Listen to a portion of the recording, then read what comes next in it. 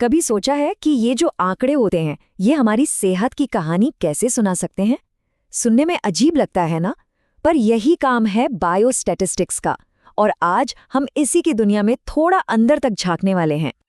अच्छा सोचिए, हमें ये कैसे पता चलता है कि कोई नई दवा जो मार्केट में आई है वो सच में असरदार है, या फिर किसी बीमारी को फैलने से रोकने का सबसे सही तरीका क्या हो सकता है? कमाल की बात यह है कि इन सारे सवालों के जवाब कहीं और नहीं बल्कि आंकड़ों में, नंबर्स में छिपे हैं। देखिए, ये कोई मैथ्स की बोरिंग क्लास बिल्कुल नहीं है। बायोस्टैटिस्टिक्स को एक ट्रांसलेटर की तरह समझिए। एक ऐसा ट्रांसलेटर जो उलझे हुए बेतरतीब डेटा को ऐसी साफ सुथरी जानकारी में बदल देता है जिससे जानें बच सकती हैं। सच कहूं तो ये पूरी की पूरी हेल्थ रिसर्च की रीढ़ की हड्डी है। चाहे वो मेडिसिन हो या फिर पब्लिक हेल्थ, सबूतों के आधार पर लिए जाने वाले हर एक फैसले की नींव यही है। मतलब स्वास्थ्य से जुड़ा हर बड़ा फैसला कहीं न कहीं बायोस्टैटिस्टिक्स से ही होकर गुजरता है। तो ठीक है, अब आगे बढ़ते हैं। कोई भी स्टैटिस्टिकल एनालिसिस, उसकी शुरुआत एक ही चीज से होती है, डेटा। पर यह बड़ा सवाल है कि आखिर ये डेटा आता कहाँ से है? एक बात समझना बहुत जरूरी है। डेटा का मतलब सिर्फ कागज पर लिखे कुछ नंबर नहीं होते। नहीं, ये एक असली जानकारी होती है जिसे सर्वे, मेडिकल रिकॉर्ड्स और यहाँ तक कि क्लिनिकल ट्रायल्स जैसे सोर्सेज से बड़ी ही सावधानी से इकट्ठा किया जाता है। अब जो लोग इन आंकड़ों पर काम करते हैं वो मोटे तौर पर दो तरह के डेटा से डील करते हैं। पहला है गुणात्मक या क्वालिटेटिव डेटा। ये किस तरह का सवाल का जवाब देता है, जैसे किसी का ब्लड ग्रुप क्या है। और दूसरा है मात्रात्मक यानी क्वांटिटेटिव डेटा। ये कितना का जवाब देता है, जैसे ब्लड प्रेशर कितना है। अब जो क्वालिटेटिव डेटा है उसे समझने के लिए इस तरह के चार्ट्स एकदम परफेक्ट होते हैं। ये एक नज़र में ही बता देते हैं कि कौन सी कैटेगरी का हिस्सा कितना बड़ा है। और जब बात क्वांटिटेटिव डेटा की आती है तो हिस्टोग्राम्स बहुत काम आते हैं। ये हमें नंबर्स का पूरा पैटर्न दिखाते हैं, मतलब आंकड़े कहाँ पर ज्यादा इकट्ठा हो रहे हैं और वो कैसे फैले हुए हैं। चलिए मान लेते हैं कि हमारे पास डेटा का एक पहाड़ आ गया है, पर इतने सारे नंबर्स का मतलब कैसे निकाला जाए? इस शोर के बीच से काम की धुन कैसे पकड़ी जाए? तो किसी भी डेटा के पहाड़ को समझने के लिए हमें असल में बस दो सीधे साधे सवालों के जवाब चाहिए होते हैं।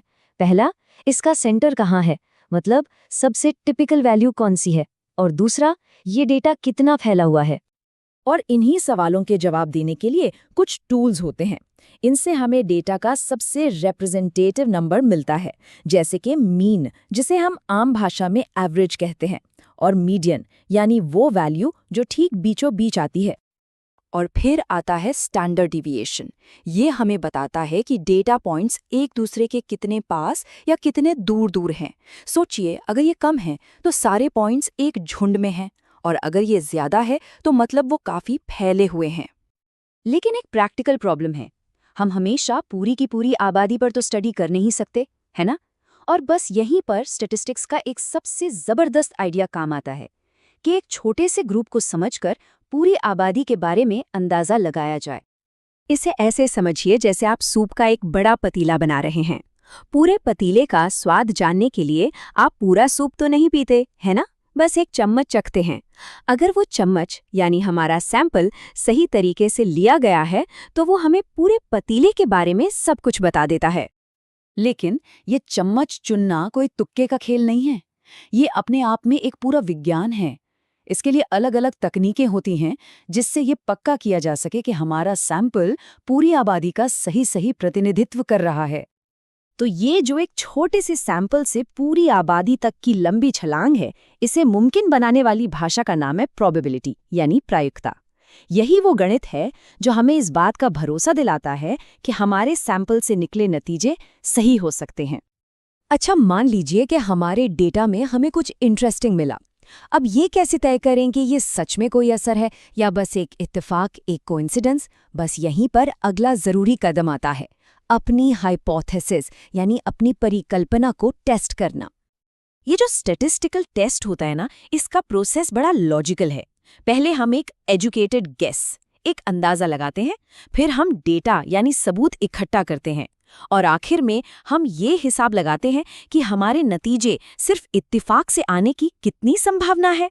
इसी के आधार पर हम फैसला करते हैं।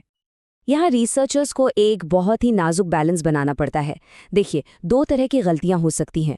पहली, कोई असर है ही नहीं पर हमें लगे कि है, और दूसरी, कोई असर असल में है पर हम उसे पकड़ ही ना पाएं। तो अब इन सारी टेक्निकल बातों को जोड़कर देखते हैं। इन सब कॉन्सेप्ट्स का असल दुनिया में क्या मतलब है? ये आंकड़े उन फैसलों को कैसे चलाते हैं जो हमें और हमारे समाज को सेहतमंद रखते हैं? जैसे कि ये आंकड़ा है, क्रूड डेथ रेट। ये एक बहुत ही ज़रूरी आंकड़ा है। इससे किसी भी देश की ओवरऑल हेल्थ पर नज़र रखने में मदद मिलती है। अगर ये रेट ऊपर नीचे होता है तो ये इस बात का संकेत हो सकता है कि पब्लिक हेल्थ की नीतियां कितनी कामयाब या नाकाम हो रही हैं। और ये रहा एक और ज़रूरी इंडिकेटर, इंसिडेंस रेट। ये हमें बताता है कि कोई बीमारी कितनी तेज़ी से फैल रही है। जैसे फ्लू के मौसम में हम नए मामलों को इसी से ट्रैक करते हैं। इससे हमें वक्त पर एक्शन लेने में मदद मिलती है। ये जो कोट है, ये पूरी बात का सार है। ये सिर्फ किताबी ज्ञान नहीं है, ये वो प्रैक्टिकल औजार हैं जो हर रोज़ हमारी कम्युनिटीज़ को सेहतमंद रखने के काम आते हैं, चाहे वो बीमारियों की निगरानी हो या फिर परिवार नियोजन जैसी सेवाएं।